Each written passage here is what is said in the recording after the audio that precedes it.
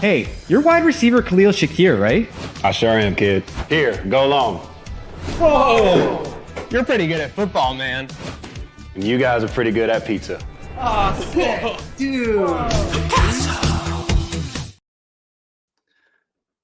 What is up, everybody? Welcome to this Trainwreck Sports Podcast, where we are here to pay the bills. Without further ado, let me bring the whole squad in here. We got Mike Bundt, we got Mike Parthum, we got Carson. Hey, guys, one of the best Victory Tuesdays I've ever had. I can't lie.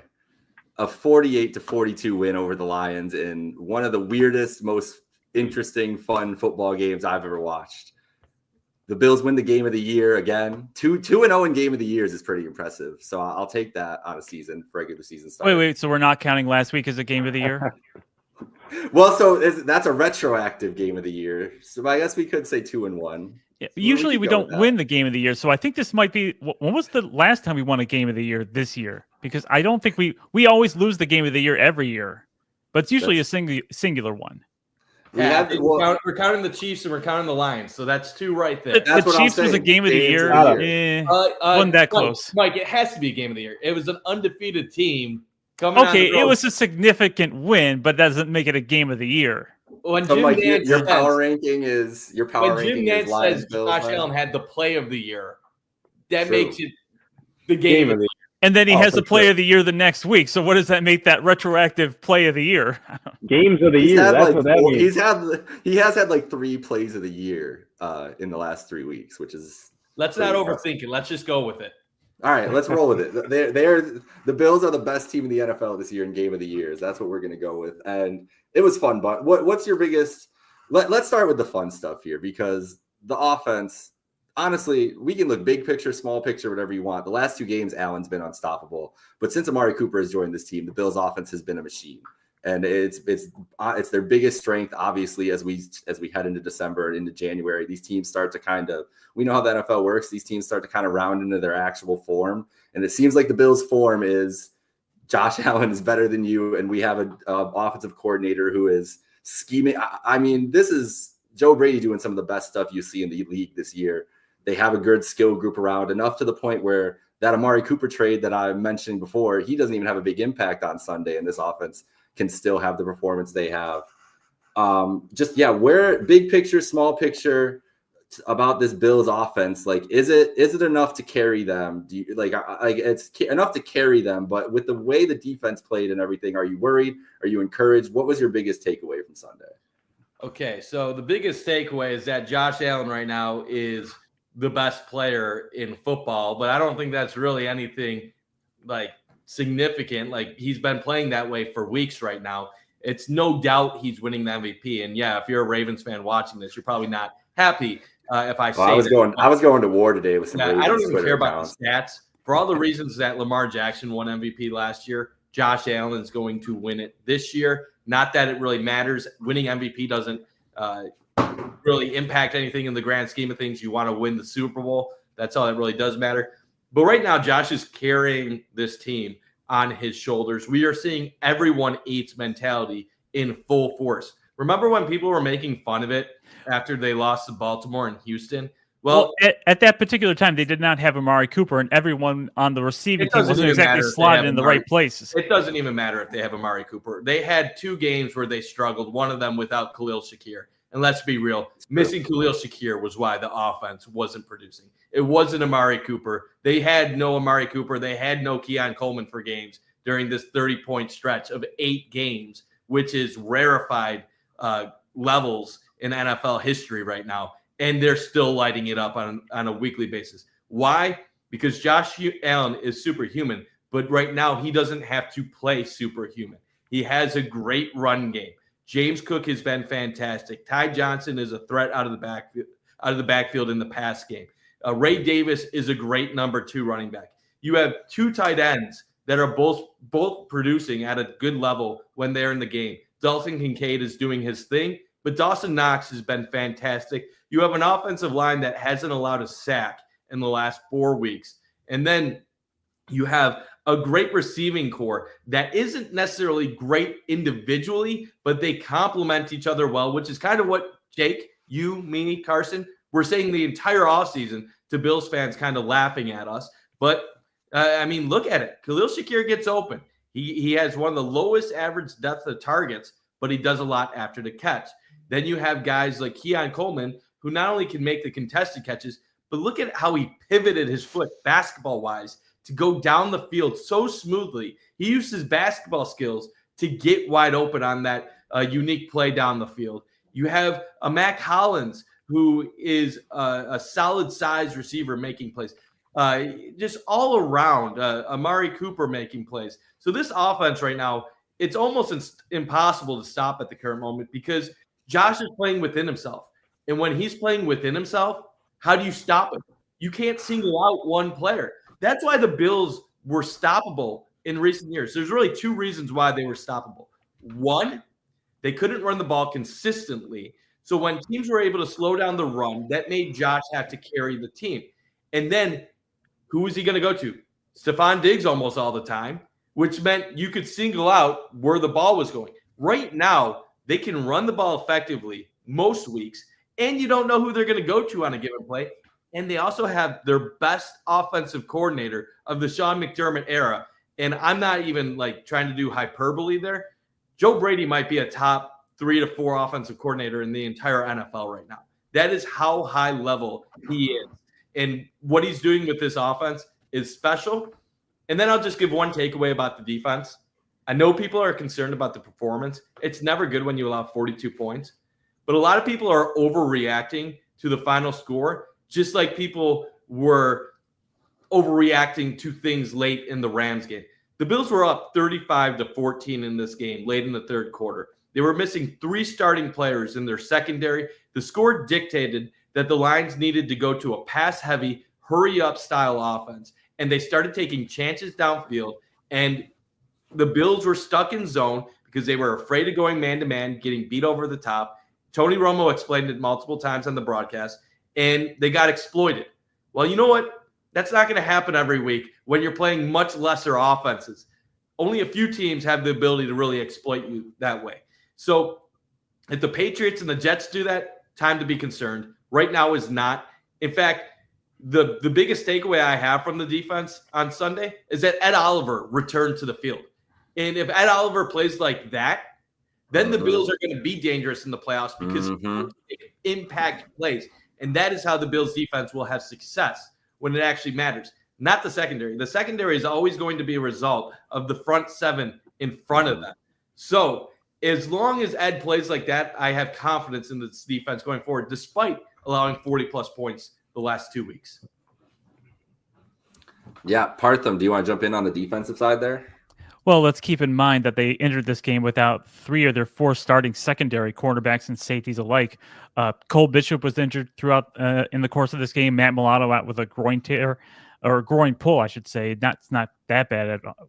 We don't think. Dorian Williams was also injured at some point in this game. I think Balin Spector wasn't playing so bad. Wasn't playing very good in relief. I think. Correct me if I'm wrong. Did they put Dorian Williams back in the game after he was injured? Because Balin Spector was just not playing up to snuff. But somebody was playing up to snuff, as Mike Bundt mentioned, was Ed Oliver. He actually showed up off the bus for once. Got a sack, got 3 hits, 10 total pressures. I think it was about at least a 20% pressure rate. So Ed Oliver does not earn Patrick Moran and a lot of other people's wrath this particular week. Of course, Josh Allen is going to do what he does, which is make history. First player in NFL history with 35 or more passing and rushing touchdowns in 4 consecutive seasons. He had 141 pass yards outside the pocket, which was most in a quarterback in the game since week 14 of 2021. And a couple that he's contributed to was the Bills, as we were mentioning, the 8th straight game with 30 or plus points, 30 more points, which ties the most consecutive games, 8 in history. 4 other teams have had it. The last team to do it was Denver in 2013. And to Mike Bundt's point about the Bills' rushing success, this particular game, they had a rushing success rate of 73.7. That's the highest percentage of any team in a game since 2000. And while we're talking about the MVP race and we're talking about stats, Lamar, you are not the first to have at least 80%, 250 passing yards, 5 touchdowns, 0 interceptions, and 50 rushing yards in the game, because Josh Allen did that in January 15th of 2022. So you don't get to be the first to do something ever in the history of mankind. That's Josh Allen's gig, and don't you forget that.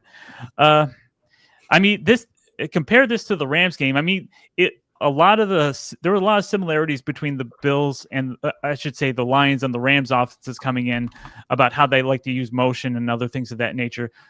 The biggest difference was we didn't give up a block punt for a touchdown, and we didn't have to. We were the ones setting the pace early on. The Bills stopped the Lions on the first 2 drives of the first half and the second half. But the second half, the second drive there, it took a turnover to do it, but the Bills were able to get ahead. They were able to have a double-digit lead, and they basically kept pace, and they didn't stop until all the way till the end. And by the end, with the time constraints, it was basically garbage time. And like Bundt said, we go into a zone defense designed to just let them run clock and let them gain yards at a pace, but not, do it. So I think they might have gotten 1 touchdown drive in about 2 minutes or so. But regardless, anytime they scored, we scored right back. That back. last drive, Mike, was 16 plays in 151. It was crazy. Yeah. And that's the thing. You got to give Goff some, sorry to cut you off here, but you got to give Goff some credit too. And Bills fans aren't doing it enough when they're talking about the defense this week, because Goff saw how the Bills were playing that soft conservative zone and made every right decision. He never tried to push it into a place where it would have been in any kind of danger. He was taking every single thing that the Bills were giving to him, taking those chunks. And then St. Brown made some great individual plays too after the catch, which he is the best at, or if not the best, one of the best in the NFL at doing. So it was a great execution by them and a desperation effort there too. Yeah. On the other side of the ball, the Lions like to play man, and they stayed in man, and Josh Allen ate them up. They stayed in a base defense with 3 linebackers. They could not get any pressure on Josh Allen. No sacks, like Mike Bundt said. We haven't allowed a sack in a few games, but nothing here today. Only 3 hits on the quarterback compared to 10 by the Bills defense overall on Jared Goff. And of course, they did it without even having to target Amari Cooper. He was only on like 46% of the snaps and didn't see a target. It was basically all Ty Johnson and Khalil Shakir for the most part. A few guys like Dalton Kincaid got like 4 catches, 2 catches to Ray Davis, 2 catches for Dawson Knox. Some key catches there, but it was basically mostly Ty Johnson and Khalil Shakir in the passing game. So it does speak to when you have enough guys playing the right roles, then you can just pick and choose who's going to be the relied upon guy each week, regardless, depending on whether you're facing a man defense, a zone defense, a mix of such, whether they're going to bring pressure, whether they're going to hang back. And Josh Allen can pick and choose who's going to be the right read, and he has a lot of guys to rely upon in those situations.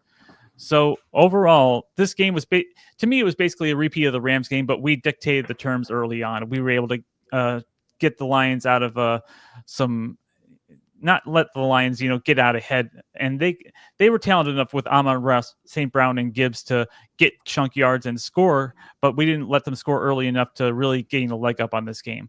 And then we were able to keep pace and not make too many mistakes, save for a pushed field goal from, a chip shot 24 yards. But Tyler Bass, as he sometimes wants to do, he redeems himself with a 50 and 41-yard field goal to help us keep our margin of victory ahead. So overall, I mean, do I really want to go over what the refs missed in this game? Because there's a holding call miss on Daquan Jones. There was pass interference on Khalil Shakir in the end zone that wasn't called. We got a touchdown anyway. Deion Dawkins called for a phantom false start when the defensive line moves first. And then, of course, robbing us of another play of the year when Josh Allen lobs that two-handed, push pass. And the holding call is called on David Edwards when the defender has his hand in his face, and yet David Edwards is called for the haul. All I can ask is, what kind of call is that? What kind of call is that? But, at the end of the day, the refs can't stop us. The Lions couldn't stop us. No one could stop Josh Allen from this MVP race. And unless, I don't know what has to happen to trip up the Bills on their way to basically getting as farther than we have in the playoffs in previous seasons. I don't know. Jake, you brought it up. First thing you said, there's not much more, not many better Victory Monday or Victory Tuesday podcasts that we had than this one. I mean, you come in, you play a team like Detroit, you got to bring it. If you had, a poor defensive outing to an extent like we did last week against the Rams, you were going to get run out of the building. We knew that. And I thought the defense, that to an extent, they brought it this week. They had guys step up. You had Cole Bishop in the back end. Kareem Jackson got some play time in that second half.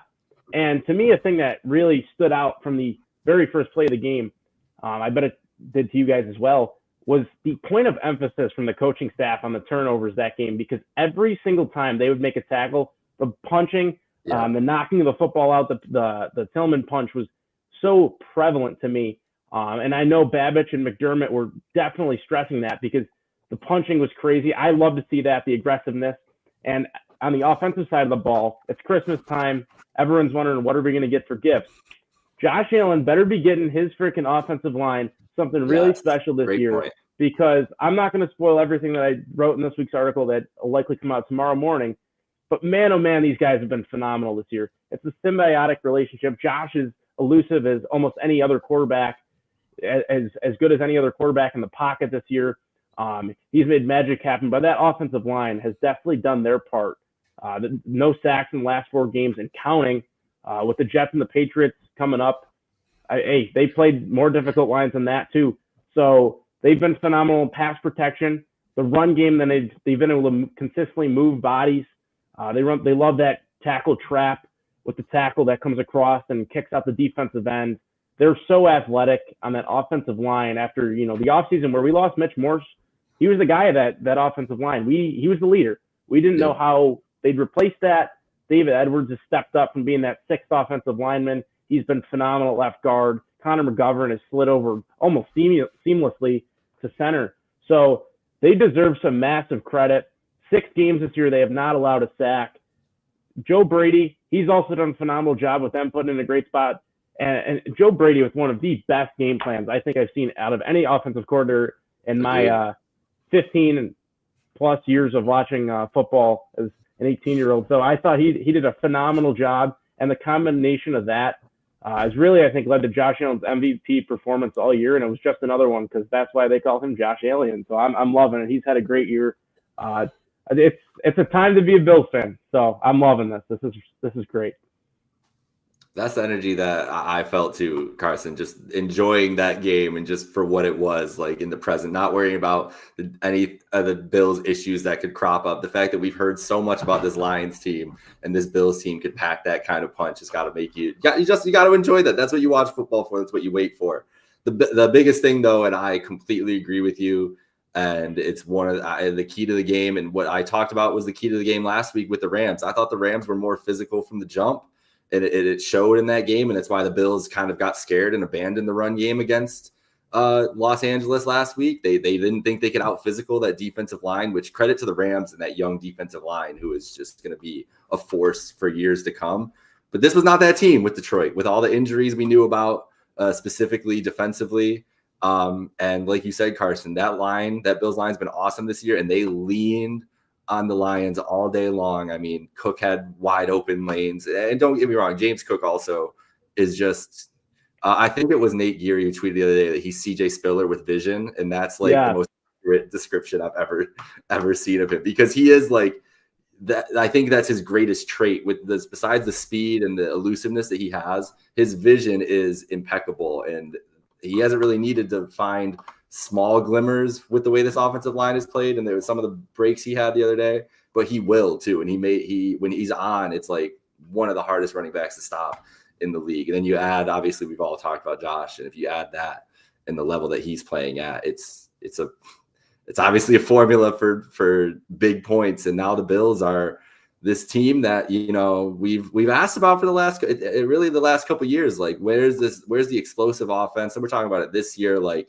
oh man, this explosive offenses are kind of down across the league. Like, are the Bills perfectly built now to win these 20 games in the 20s and everything else? And I think the difference with this year's Bills and why I feel more confident is they are built to win those games. They can lean on their physicality offensively and defensively, ideally in moments. They can run the ball. They're more balanced. So if they get into a game where they're going to play in the 20s, you would think they're going to win, but once they added Amari Cooper, they don't play in the 20s anymore. You have to score 30 to play with the Buffalo Bills. That's been the story of this team. And so defensively, and I don't know, Carson, if you want to add on anything about the defense here and jump in there, but defensively, I'm not worried regardless of the points the last couple weeks. It is a lot of points.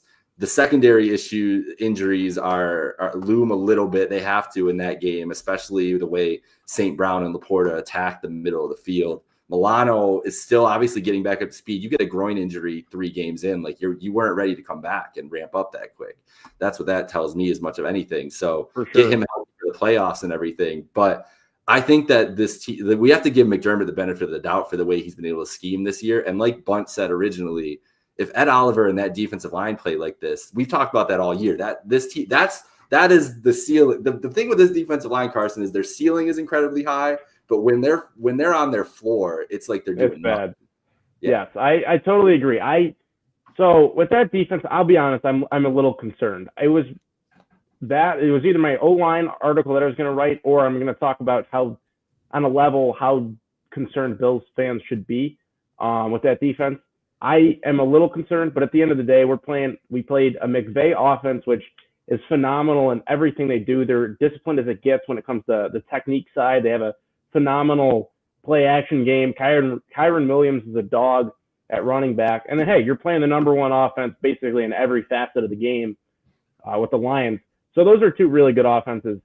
That's difficult to stop. So I agree with Bundt touched on this earlier. He said with the Jets, obviously you play one more time, and then the Patriots 2 more times. If they allow the yardage that they have along with the points, that's when you definitely want to get concerned. Yeah. But we've seen teams run all over them in games past this year. That's been a weakness. I thought they did a great job with Jahmyr Gibbs and David Montgomery, but I also thought it was a fault from Ben Johnson's point of view. They get down early, but I thought they got down. They kind of quit on that run game a little bit too early. I would have liked to see them be a little bit more balanced, go through the football 59 times. You're not going to win very many games with that number at the attempts. So I'm a little concerned. I would like to see them tighten it up here a little bit, but hey, it's a great opportunity. You have the 30th ranked offense coming in this week. You got them again. You got the Jets, who are an absolute joke of a franchise. So we'll see. This is a great opportunity for them to get right, and I'm excited for them. And I think I still am very confident in this group on the defensive side. And if we want to talk about the defense, when you're playing the 2 top offenses in the league in a game like we saw on Sunday, it's not really about holding them under 20 points. Right. That's not even a realistic thing most of the time. There's enough data that shows the top offenses in the league routinely get the better of the top defenses in the league. And this Bills defense isn't even one of the top defenses in the league. They're more close to the middle, a 10 to 15 unit right now.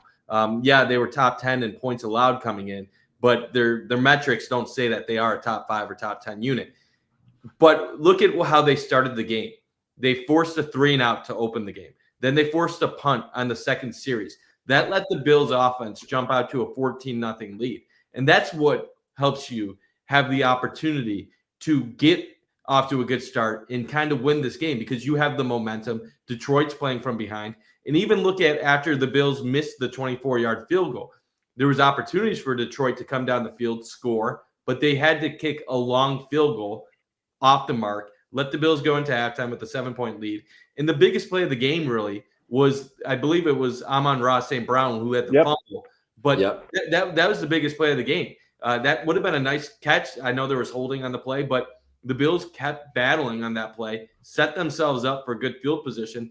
And while the defense was awful late, I give a lot more credit to Jared Goff, as Jake said earlier. When you have a 16-play drive in 2 minutes, they were on the mark, they were efficient, they knew what they were doing, and they were effective in the moment. Now, I'd like the defense to step up more, but part of what we also saw with the game getting closer was that the Bills on offense settled for a few field goals, and that if the game was in a different situation at that moment in time, maybe they go for the touchdown. Maybe the score doesn't get to that point. It was a little bit of the Bills' defense let up, but the Bills' offense also didn't put it away completely. So if you look at the numbers, the Bills never had less than a 90% chance of winning in the last basically 40% of the game or something like that. So yes, I agree. They have to be better. But if they have a playoff series where it goes between Denver and then Pittsburgh, I don't anticipate them to have the same struggles as they would against the Detroit Lions, who, let's be real, they came into the game averaging more points per game than the Bills. Yep. They do this against a lot of teams. One thing about the Bills defensive line struggles that they've had recently, Joe Marino of Locked On Bills had an interesting take on why he thinks that, how he thinks they could be more effective. The Bills defensive line is, according to him, is stunting less than last year, and they're much more effective with pressure on stunts. And that actually showed out in this game. It was 22 of 64 dropbacks that the Bills stunted in their defensive line when Jared Goff dropped back to pass. They got a pressure rate of 50% on those 22. The other 42 snaps where they didn't, they only got a pressure rate of 33%.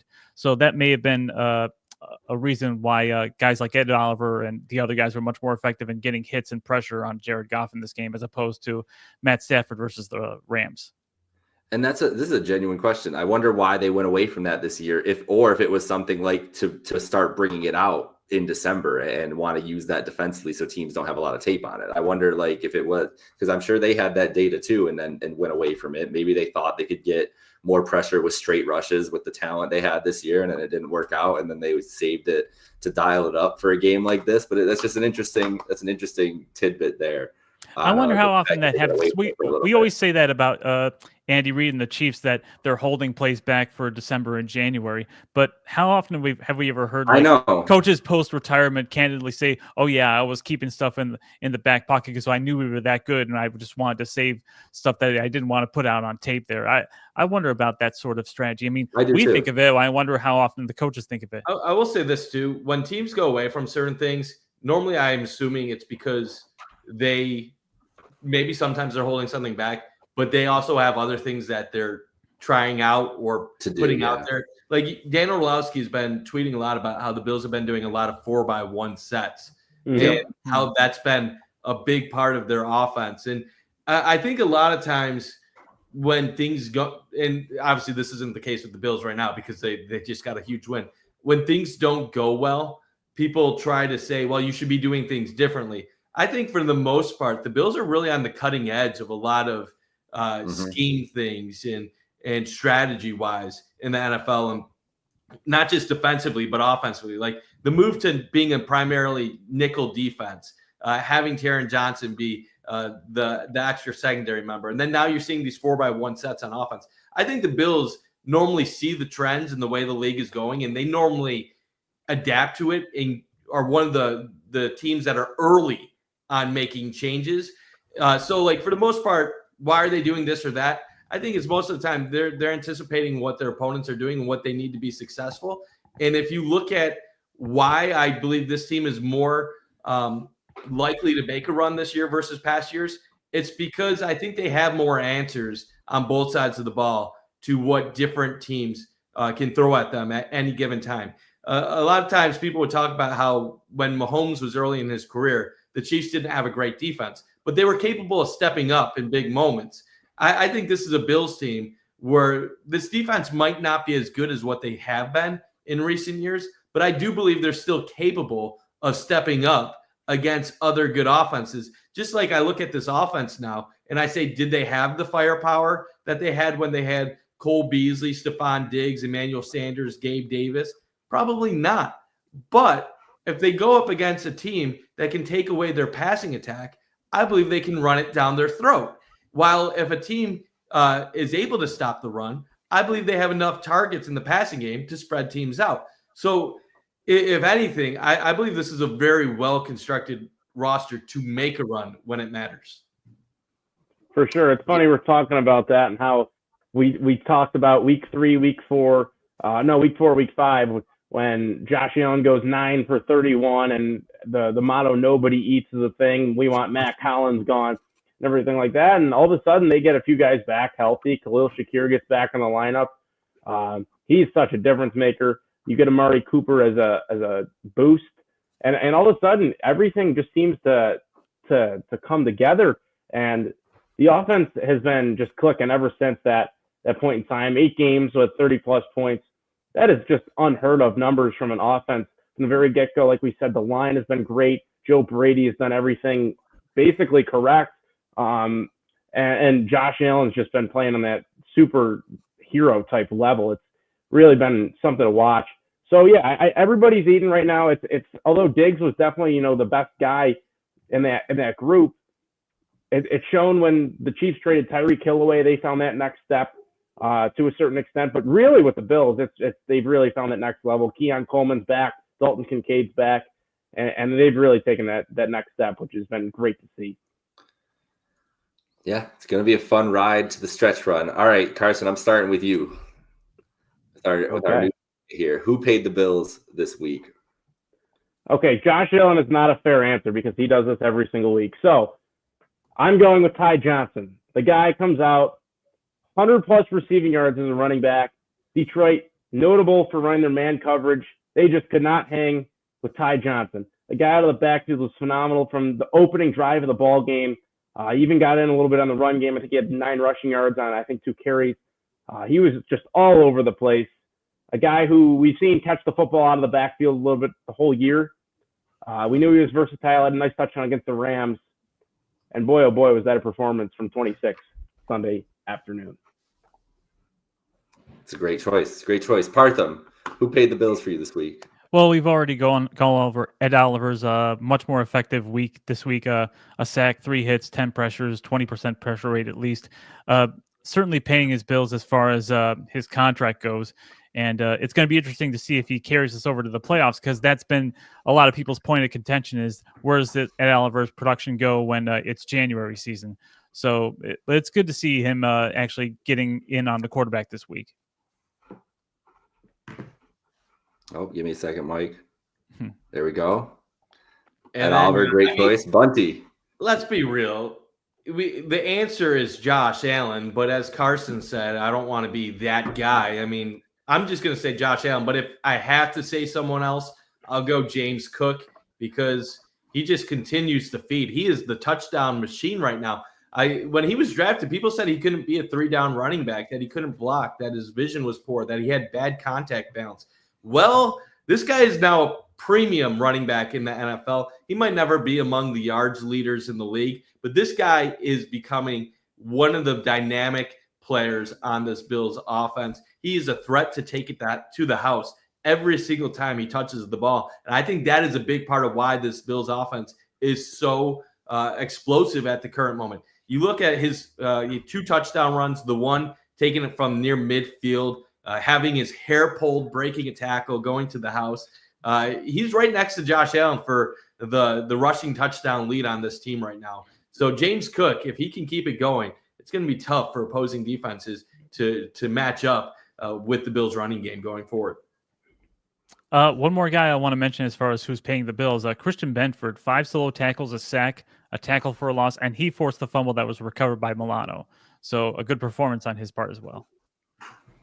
Yeah, awesome. I'm going to give it to Joe Brady, because that guy. That's good. See, you're thinking players, and you're thinking, God, you're good, man. I had 3 written down. I had Ty Johnson, Ed Oliver, and then I was like, oh shit, Bundt's gonna jump in, and you said Joe, and I was like, oh no, man, this is crazy. We're all on the same page. It's Joe Brady for me, because it's a big picture thing for Joe Brady as much as anything too, guys, because it's a lesson that we need to look contextually at these offensive minds a lot of times. And this is why guys deserve second and third chances, because this dude was a coach for the Panthers, one of the worst organizations in the NFL, with a coach who needed to scapegoat somebody to save his job. So he decided to fire Joe Brady after Joe Brady was finally turning in some results. The offense turned it around and was playing better and improving, and Matt Rule fired him because they needed to do something for it. Joe Brady was thought of when he went coming from LSU as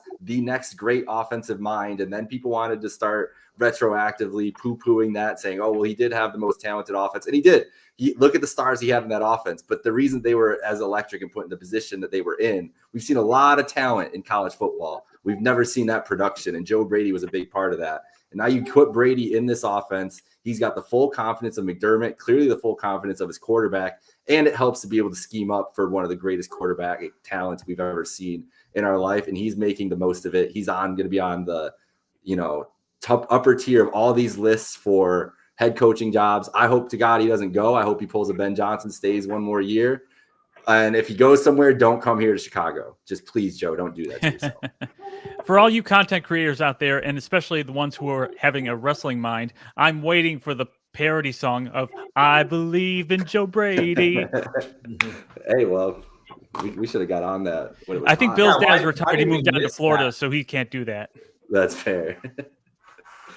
With a Well, we bunch- got to talk a few more things. I know Yeah, you go have for it. your topics, but two things I do want to talk to before we get finish with the show, and whenever you get a chance.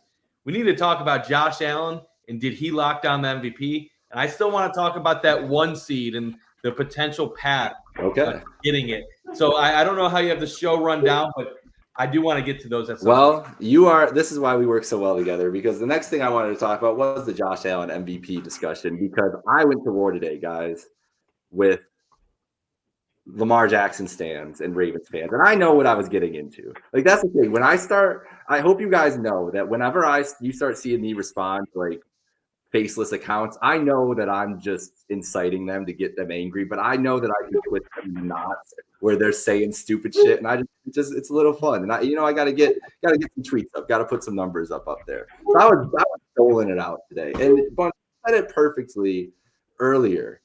Is that Ravens fans cannot complain when they benefited from the same exact scenario and narrative that Josh Allen is benefiting from this year, except for the fact that the stats are just a little more comparable, I think. And Lamar he's a lot more rushing yards this year. Allen really only had him in the rushing touchdowns there. I think Lamar might be a little bit ahead of him in passing yards too and everything. But look contextually at most valuable player, and I saw so many arguments today. Oh, but what about what Josh did against the Ravens in week 4? Blah, blah, blah, all this other stuff. It's like your best player in that game was Derrick Henry. Like, so your MVP argument is based on this game where your best player was not your best player? Like, what are we doing here? So that's really all I need to say to Ravens fans. Like, you can say whatever you want about Allen and Lamar. We're gonna stand on our sides and we're gonna just yell and no one's gonna change their mind. But you cannot use that game for context in your argument. I'm sorry. I'm more afraid of Derrick Henry than Lamar Jackson when we play the Baltimore Ravens. That is a fact. Maybe I'm wrong, but that is 100% a fact. And it's been, you want to know why? Because I've seen years of evidence of how Derrick Henry has played against the Bills and how Lamar Jackson has done. That's it. So our buddy Thomas DeLouse had a pretty good tweet on this subject. So off of Computer Cowboy pointing out that Josh Allen's doing all this without Stephon Diggs or Gabe Davis. So Thomas says, now Keon Coleman missed time. Khalil Shakir has missed time. Curtis Samuel has missed time for however he contributes. Amari Cooper has missed time. Dalton Kincaid has missed time. Josh Allen also has a brand new offensive coordinator who's getting to know. And Khalil Shakir just happens to be the only guy who caught a pass from Josh Allen in 2023. And he's been terrific despite having to navigate all this unfamiliarness and all this newness in the receiving core and his OC. And he's also and he's putting up numbers that eclipse even his own greatness in years past. So you want to tell me he's not the MVP? If you want to give it to Lamar Jackson for his record and not his stats last year, then let's call a spade a spade. The Bills have a pretty darn good record, and you can't give it to Patrick Mahomes because as good as the record is, Patrick Mahomes has not been Patrick Mahomes this year. Yeah, so I'm with both of you guys. It's, to me, lock it in. Josh Allen is the MVP. As everybody on the networks have said the last day or two, he's going to win the honor. And here's what I will say. If this was a normal season, Lamar Jackson absolutely should be an MVP finalist, and he should be in the race. Same with Saquon Barkley, same with Joe Burrow. The problem for Joe Burrow is the Bengals are below 500, which is the same problem that Lamar Jackson has right now. The Ravens are 9-5, the Bills are 11-3, and they set the precedent last year that you can just throw away the stats, that the numbers don't matter because you're on a great team and we have this narrative that you are playing amazing football. The fact of it is, Lamar Jackson was not the MVP last year if you wanted to go based on the most valuable player and the best numbers in the league. He was not. But we set a horrible precedent that we're just going to name the quarterback of one of the best teams in the league the MVP. So what happens this year? Ravens fans see Lamar playing at a level 10 times what he was playing last year. Mm-hmm. So they're like, well, if he won the MVP last year and he's playing 100 times better this year, then he has to be the MVP this year. Well, they totally disregarded that Josh Allen had like 14 or 15 more touchdowns than him last year. and that Josh Allen also has had better stats than some of the other quarterbacks that have won MVP. Mike, that was 14 tush pushes, apparently.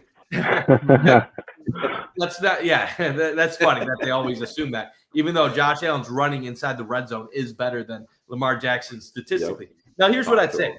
If they didn't set that horrible precedent last year, and this was just about the stats and being on a good team, I would say absolutely this would be an open race for MVP between Lamar Jackson, Saquon Barkley, and Josh Allen going into the final weeks. I would say probably Lamar or Josh Allen, but if Saquon gets 2,000 plus, maybe he could still be in the running. But the problem is we set that precedent. We gave it to him last year. So because they gave it to him last year, they have to hold that same criteria this year. Josh should have been the MVP last year statistically, but they held it against him because of his turnovers and because the Bills got off to a poor start. And then even when they came back to win the division, it was too late to overcome the narratives. Well, that's what's happening with Lamar right now. The Ravens got into a 2-game hole. Now they're making up ground. He's putting up numbers, but the national media has already decided their stats are similar enough. Josh Allen has done it with nobody this year, and he's beaten the Lions, the Chiefs, and on top of it, he's had MVP moments, including the 4th down conversion for a touchdown against the Chiefs, doing the incredible lateral touchdown against the 49ers, becoming only the second quarterback ever to have, first quarterback ever to have the 3 touchdown passes, 3 touchdown rushes in a game, and then getting more history this week. So based on the way the award is voted on, which is narratives, it's cut and dry. This is simple. Josh Allen is minus 900 to win it. Lamar Jackson's plus 650. The people that vote have already decided it's over. Ravens fans can get mad. Bengals fans can get mad because Joe Burrow really honestly does have MVP numbers, but it is over at the current moment. And yes, Josh Allen deserves this, and some people are going to vote for him just because they think that one of the best quarterbacks of probably all time when it's all said and done deserves one at some point. I'm glad you brought up the name Joe Burrow because if we're going off of stats, it's his for sure. But obviously, precedent has been set in the past few years. 1, it's a guaranteed quarterback, basically. And 2, it goes to a team, like you said, that's been winning, notably one of the best teams in the league. And Josh Allen checks. I'd like to add one in there too. I'd like to add one in there, Carson. No, little bit of turnovers because Rodgers a couple years ago, 1,000%. Like had like 3 picks or something like that. Lamar only had like 7 picks. But Josh didn't win it last year. Yeah, exactly. I'm so glad you brought that up. That's a perfect one because everyone gets so carried away with turnovers on the stat sheet, whether it's primarily interceptions, but secondly, the turnovers and fumbles and everything like that. So I'm so glad you brought that up because that is what every single Josh Allen hater brought up. So much to the extent that, like we said, he was brought up to be the NFL's most overrated player before the season, which is mind-blowing to me. And Josh has proved every single one of them wrong this year. Probably still going to be the number 1 trash talker, but we love that. So Josh Allen is the MVP. Case closed. He's got it locked down. And let's be real, too, before I give it back to you, Jake. Yeah, I had picked Josh Allen to win MVP before the season. And that not just because I'm a smart person that knows what I'm talking about, but because I know how narratives impact awards. Mm-hmm. And when you look at the narrative going into the season, it was that the Bills were going to take a step backwards, that Josh wasn't going to be as good or as effective without Stephon Diggs and Gabe Davis. So my logic going into the season was Josh Allen is still going to be really solid. He's going to still put up numbers without those guys. And if you have lower expectations and you exceed them and then still get your team to a higher level of success, let's be real. In my mind, this award was going to go to Josh Allen the entire year as long as he outperformed expectations.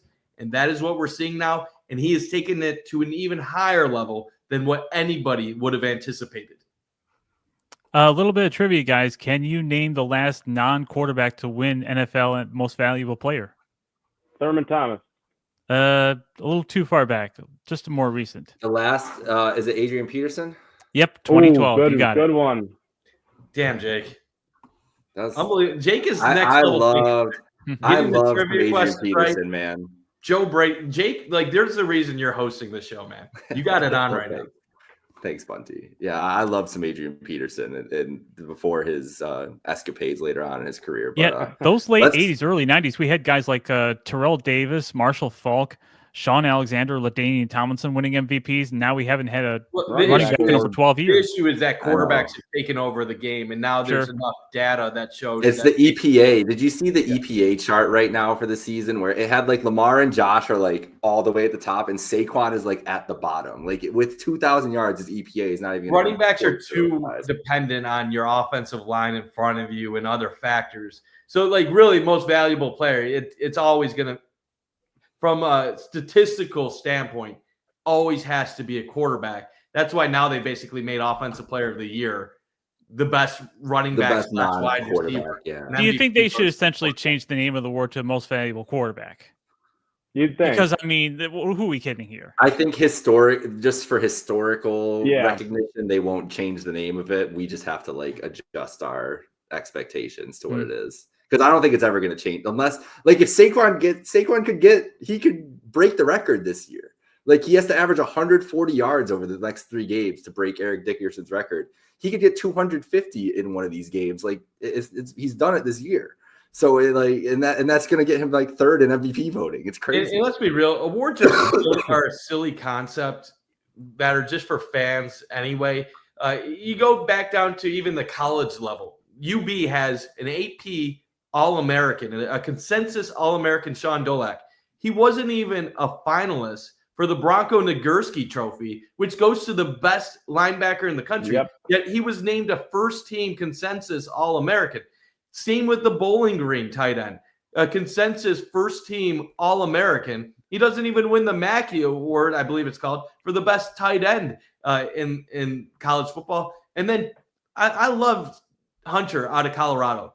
He's not the Heisman Trophy winner, in my opinion. He's a very, very good player. And I understand that, like, when you're really good on both sides of the ball, people are going to make the Shohei Ohtani comparisons. The difference is that Shohei Ohtani is not only the second best hitter in all of baseball behind maybe Aaron Judge. He also, out as a pitcher, could be a top 10 pitcher in all of baseball with what he does. Travis Hunter won a Biletnikoff as the top receiver in college football, in which he's clearly not the top receiver in college football. And so a lot of times it becomes a popularity contest. And let's be real, a lot of the media members voting on these awards are not the smartest individuals in the world. Well, and they're not actually watching games either. They're watching the national games. They're watching like 3 games a weekend. And it's like, the 3 big teams that you would expect a casual watcher to do. And that's what they're doing. Unless it's like the Boise State running back this year. I understand running backs are devalued, but I look at Heisman Trophy a little bit different than I look at MVP. I think Heisman Trophy should be, you are the best player in college football at a premium position that makes an impact on the game. I'm not looking at it as like you're the most valuable to your team. It is the best player in college football most of the time at a premium position. Gentry out of Boise State has a chance to set the all-time single-season rushing record in a season, eclipsing Barry Sanders at Oklahoma State, which is one of the most impressive single-season numbers in the history of football, regardless of what level you're at. 26-20. And they decided not to give it to him? Like, that is a joke. And I know that's college football, but they decided Hunter was on the cover of the video game. They decided unless he was just buns, he was winning that Heisman. Like he was winning that. It was written in unless he was terrible. And it was like the only way you could do it if someone steals it from him. Jonty stole it. Like he did everything he could. I think the only thing Ashton Jonty could have done better is done that at Alabama or something like that. Yep. Unfortunately, that might have been the only thing he could have done differently. Boise State actually had a tougher strength of schedule than Colorado, and their only loss was by like 3 points Oregon. against the number 1 team in the country, in Oregon. So we're saying, Boise State doesn't on have the road. Like, what are we talking about? See, like that's the thing. The media comes up with these narratives, and half the time they don't even put enough work in to even know what the narratives are because you're too stupid and ignorant to even do the work. Mike, Yeah, I'm completely with I'll you. back to Bills. We can talk one seed. And We thank you for joining us on We're Not Here to Play School. No, but I hate awards and all. I hate any awards. If we're talking sports, music, movies, anything, I think it's all ridiculous. And the AP, I think, is what you should pay attention to more than anything. The all pro teams and things like that. I at least in my opinion, I take way more stock in all pro, all NBA, those types of things. Sure. This is the last thing on this MVP argument is very NBA-esque. I can bring a comparison for any NBA fans because when Joel Embiid won MVP a couple years ago, Nikola Jokic was better in every metric. And they were just like, we can't give it to Jokic again. We're going to give it to Embiid this time. Everybody knew Jokic was better, but it was more just like, we did this. We gave it to him last year when Embiid should have really won, which was the case. Embiid had more of a case the year before. So we don't want to give it to this guy again, so we're going to do it. That's essentially what's happening this year. They could have given it to Josh last year, and then they gave it to Lamar because there wasn't, a surefire narrative to go behind. So they said best quarterback, best team, and now they screwed themselves for years to come because these guys don't want to just go. They don't want to be ridiculed for their votes when they put them out tell there. me a little bit about NBA history because is this the reason that they didn't give Michael Jordan 1 or 2 MVPs and which he then 100% used for fuel? 100%. The same reason Karl Malone was never the MVP. 12 MVPs. Like LeBron could have won the MVP every single year for like a decade straight, but they go out of their way to try to find other people. I love Derrick Rose. LeBron was the best player in basketball in 2011, like by far. It was not even close, and they gave it to Derrick Rose. Yeah, the NBA loves doing this, and I think the NFL is kind of taking from that. I think the NFL is taking a lot from the NBA in how they market stars, and it's basically they only use it on the quarterbacks though, and I think that's what we're seeing here. Well, to transition, hopefully, what's going to be a little bit closer than the MVP race is the NFL playoff race for the number 1 seed in the AFC, because we're still within 2 games of Kansas City with the tiebreaker. We've got 3 games to go now. Kansas City has remaining home versus Houston, at Pittsburgh, and at Denver. Now, Denver's playing a little bit better than initially at the beginning of the season. They're 9-5 now. Yep. Yes. And Houston, they've locked up their division. They're 9-5 too. They're not a slouch. But Kansas City, like we've seen every week, is going to have some amounts of black voodoo magic, BS, and Deus Ex Machina, or assist from the referees. They're biggest fans, of course. And how are they going to pull it off this year? How are they going to jump the General Lee over the river this time? I'm going to need to look up what you're talking in a dictionary or some type of Google search. I am so lost, Mike. I assume you're saying some interesting things, though. It's basically that Deus Machina is that narrative where something just comes out of left field to save the heroes that didn't have any kind of setup or any kind of payoff at the beginning, and it's just lazy writing essentially. I was a great movie. I appreciate the little bit of the lesson, so I didn't need to look it up. Bunty, how are you feeling about the 1 seed? You were excited to bring this up. Are you still on my side here? Is it still possible? Are you on the side it is possible? I've never given it up. I've told you guys weeks ago. Okay, so what I'll tell you is a couple weeks ago you were probably pretty unrealistic with it. Now it is becoming a little bit more realistic, but for reasons that were unknown to us prior to Patrick Mahomes going down with the ankle injury. So we don't know what his availability is. I know he was a full participant in practice. It looks like he's going to try to play. But if it is a high ankle sprain, that is going to impact his play on the field, at least this week. Who knows if it'll impact him going into Christmas. But if it is what they say he has, and it could get aggravated even worse against Houston, that might have a little bit of an impact in his play the next couple games. I still don't think it's likely the Bills get the 1 seed. The math doesn't support it. But you're talking about Kansas City playing Houston, Pittsburgh, Denver. Conceivably, could they lose 2 out of those 3? Absolutely. But I think if it's going to happen, they need to lose this game against Houston. Because you look at it, this is going to be the most hampered that Mahomes is going to be. So if he is not at full strength, this offense has already been struggling for most of the season. But could Houston conceivably give him some trouble? Yes, we've seen their defense have success against the Bills and the Lions, the top 2 scoring offenses in the league. 5 interceptions against Jared Goff. Josh Allen was 11 of 31, 32 against them. So this Houston defense, if they can bring it against Kansas City and get the win, that's the game changer for the Bills' hopes, because you assume the Bills are going to win the next 2. What then becomes the next situation is Pittsburgh. If Pittsburgh beats Baltimore, they have the AFC North wrapped up. If they lose to Baltimore, they'll be probably in that 2-3 most likely the 3. Can Pittsburgh beat Kansas City? I think they can. But if you're talking especially about in Pittsburgh. So Possible for sure. What I struggle with is this. Can Denver, can Pittsburgh, can Houston beat Kansas City? Yes, all 3 of those teams can. But we're talking about coin flip games. Yes, for sure. And what are the odds of Kansas City losing 2 out of 3 coin flip games? It's not likely because they normally win those. They always win coin flips, literally and They do figuratively. win coin flips. That's where I thing. struggle with.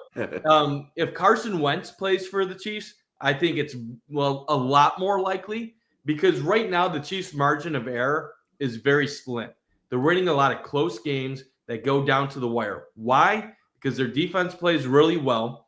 Number 2, they have a Super Bowl winning quarterback that makes big plays in big moments. But number 3, they have that belief that as long as they have Mahomes, that they are going to come up big and they're going to make the plays.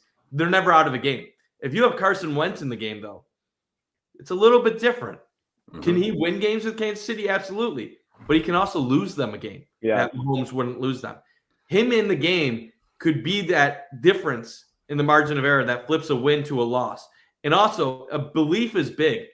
When you have Josh Allen as your quarterback, or Pat Mahomes, or Joe Burrow, or Lamar Jackson, you always believe you have a chance to come back in a game, regardless of the situation. The Chiefs are down 14 against Pittsburgh in the 3rd quarter. Do you think they're believing in Carson Wentz that he can bring them back? Probably not. So do I think it can happen? Yes. Am I banking on it? Absolutely not. At the end of the day, the only scenario I care about is the scenario that avoids the Baltimore Ravens in the divisional round. So I'll put it blunt like this. If the Baltimore Ravens are the 5 or 6 seed, I am totally fine with being the 2 and having a path that is Denver, Pittsburgh. Give me as little offense in those first 2 rounds as possible, because I trust that Josh Allen will outscore Bo Nix and Russell Wilson. And if he doesn't, we're going to have another conversation about how the Bills defense blows in big moments, or about how Josh Allen didn't get it done when he needed to. But if Baltimore jumps up to that 3 seed, they beat Pittsburgh this weekend, and they end up getting that 3, then I am absolutely praying to God we get that 1 seed, because I do not want to be in a situation where I'm playing Baltimore in the division round, because as much as this might be crazy to people with their record, Baltimore right now is the top-ranked DVOA team in the entire NFL at the current moment. Their offensive numbers for DVOA are unbelievable. They're historic. They're amongst the top 10 metric-ranked offenses in the last 50 years. So I'm just thinking, give me whatever path I don't have to play the Ravens. Because if we played the Ravens in the divisional round and the Bills allow 35 points and we lose 35-32, I don't know if I can go through another offseason of talking about how the Bills defense fails to show up when it matters. Because at the end of the day, I want the easiest path. I don't care how many games they have to play. Give me the easiest path. That's fair. According to the New York Times playoff predictor, it is a 35% chance for a round 1 bye at the moment. That's higher. That is pretty high. Well, it was much lower. The interesting thing too about this is the Bills have an 18% chance at the Super Bowl, according to that. Kansas City 8. That's fair, I think. Houston 8. Baltimore 7. They're saying that they don't believe in Kansas City. No, not at all. Even if they do get there. So if Kansas City wins the Super Bowl this year, we should just stop watching football. Like I might. What is it? High ankle sprain for Patrick Yeah. Mahomes. He's been diagnosed with. I have a saying for that. Mike Danger, Gene Batackley over at the sports bar in Rochester like to say, it's a who cares?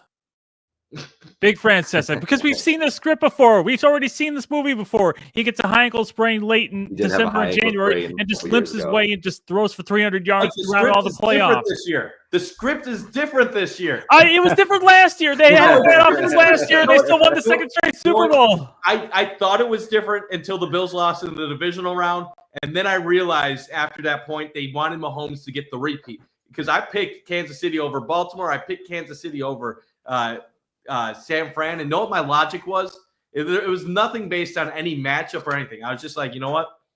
If they beat us, they're gonna get the ultimate going on the road Super Bowl for like the next high point in Mahomes' career. They're gonna get him number 3. But you know what happened after Tom Brady won his 3rd Super Bowl? They didn't make it for like 10 more years. They didn't win. They didn't win. What happened during that stretch? Big Ben won a few. Peyton Manning won a few. And then at the end of Brady's career, he wins 3 more in the twilight as an older man.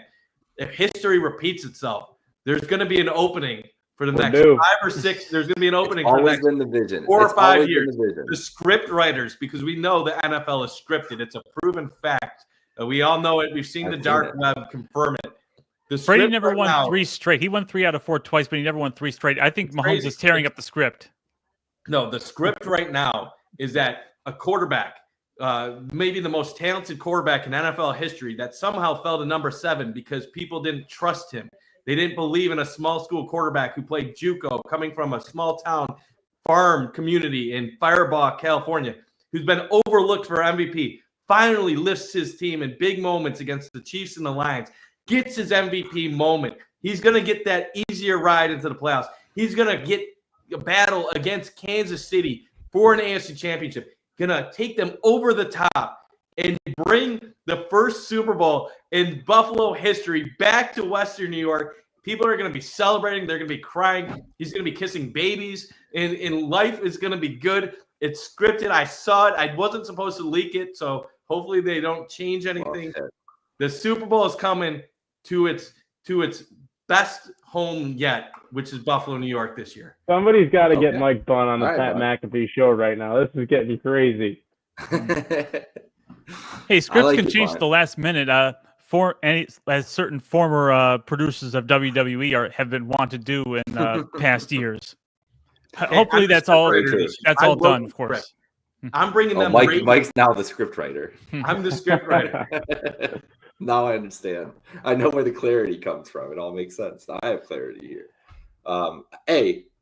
Should we even not to cut you off, Jake? Should we even bother with a preview this week? I mean, it's the Patriots. We got to make a prediction. I want scores. Got to be predictions. Every team metric the Patriots have is very mid, with the exception of passing defense, which is dead last, and scoring passing offense, I should say, is dead last, and scoring offense is second to dead last. Everything else is basically mid range. They don't scare us anymore. The only thing that scares me, not in this game at all, but in the future, is I think Drake May is really good. So if they can figure it out and build a team around him. He has flashes. I saw somebody tweet this yesterday. I don't remember who it was. Sorry. That they believe the Patriots have a brighter future than the Dolphins or the Jets, and I don't know if I'm there yet. That's not a high bar to clear, Jake. I know it's not a high bar to clear, but it's not where we thought we'd be week 16 here this season. So let's just give predictions. I just want to see where we're at. I think the Bills are going to win like 45-7. So that's insane. Wow. I didn't think it's going to happen.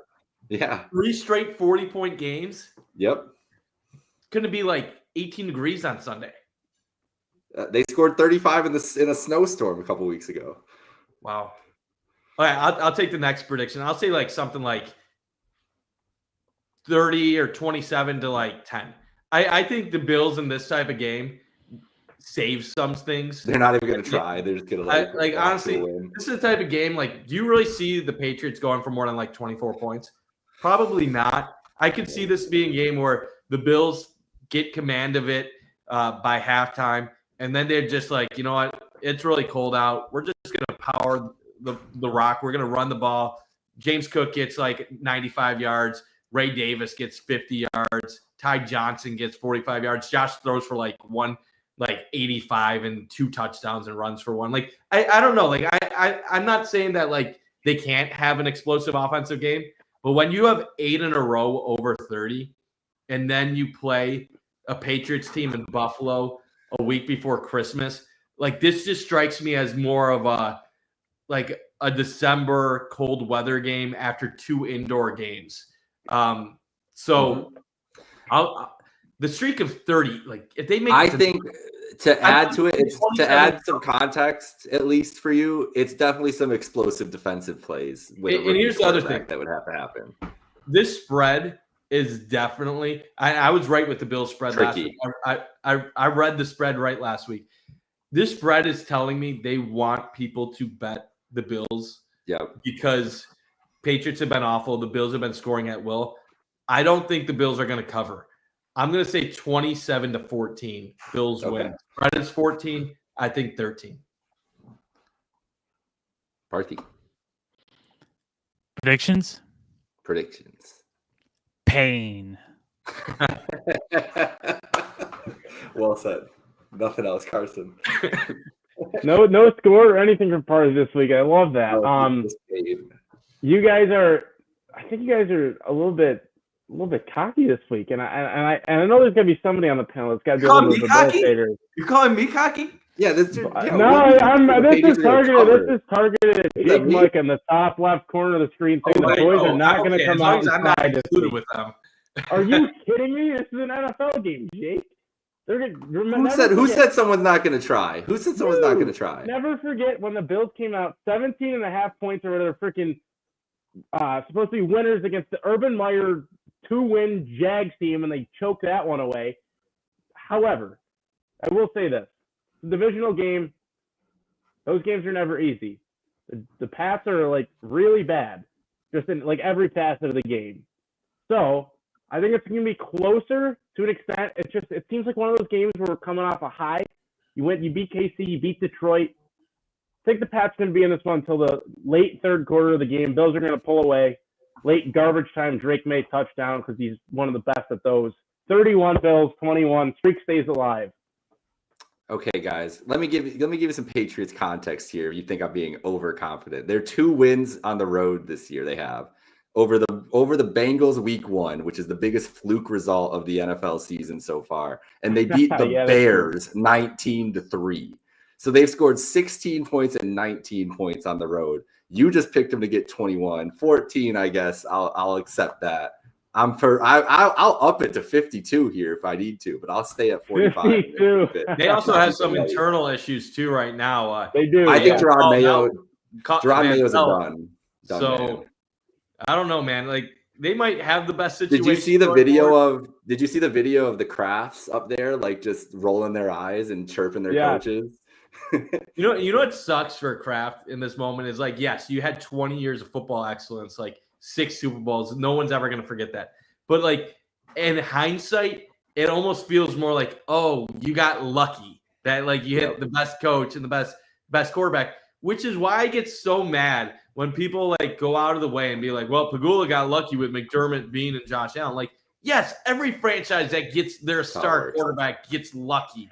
Like when you draft someone in the 6th round, you don't think the guy's going to be the star. And when people drafted Josh Allen, people thought he could fail. So it's always. And Bill Belichick was also a retread head coach.